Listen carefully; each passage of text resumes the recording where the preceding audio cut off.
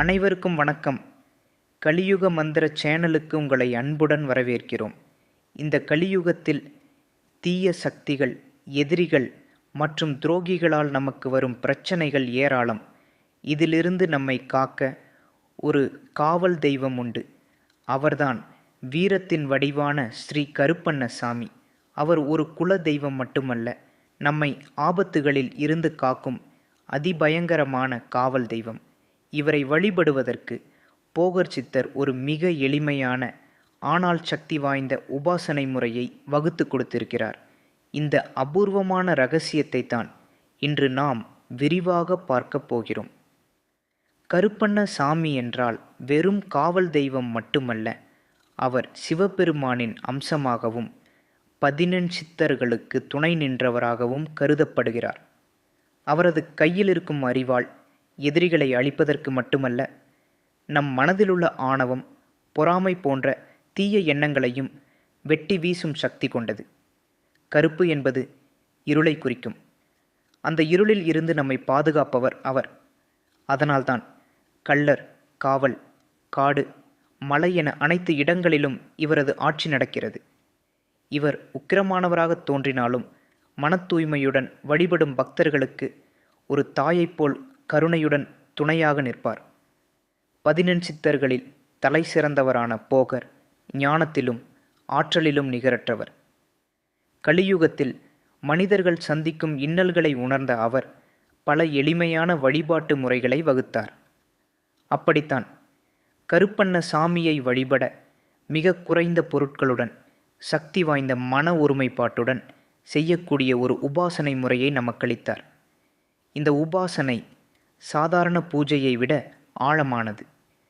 இது மந்திரங்களையும் தியானத்தையும் அடிப்படையாக கொண்டது. இந்த முறை மூலம் கருப்பண்ணசாமியின் முழுமையான அருளை பெற்று நம்மை சுற்றியுள்ள பிரச்சனைகளை வேறறுக்க முடியும். இப்போது இந்த உபாசனை முறையை எப்படி செய்வது என்று பார்ப்போம். இந்த உபாசனையை செய்ய சிறந்த நேரம் செவ்வாய் அல்லது வெள்ளிக்கிழமை இரவு 8 மணிக்கு மேல். ஒரு கருப்பு நிற பலகையை வைத்து அதன் மீது கருப்பு நிற துணி விரிக்கவும். கருப்பண்ணசாமியின் படம் அல்லது சிலையை வைக்கவும். ஒரு எலுமிச்சை பழம், சிறிய அரிவாள் அல்லது கத்தி, மண் அகல் விளக்கு மற்றும் சர்க்கரை பொங்கல் அல்லது சிறு துண்டு வெல்லம் போதும். உங்கள் மனதில் ஒருமைப்பாட்டுடன் இந்த மந்திரத்தை சொல்லத் தொடங்குங்கள். ஓம் கருப்பண்ணசுவாமியே நமஹா. இந்த மந்திரத்தை 108 முறை ஜபிக்கவும். ஒரு கிண்ணத்தில் சுத்தமான நீர் வைத்து அதில் ஒரு துளி பன்னீர் அல்லது கற்பூரம் சேர்க்கவும். அதை சுவாமிக்கு அருகில் வைத்து, இது உங்களுக்கு படைக்கப்பட்ட திரவியம் என்று மனதால் சொல்லவும். பாரம்பரியமாக மதுபானம் படைக்கப்படும், ஆனால் மன தூய்மைக்காக நீர் படைப்பதே சிறப்பு.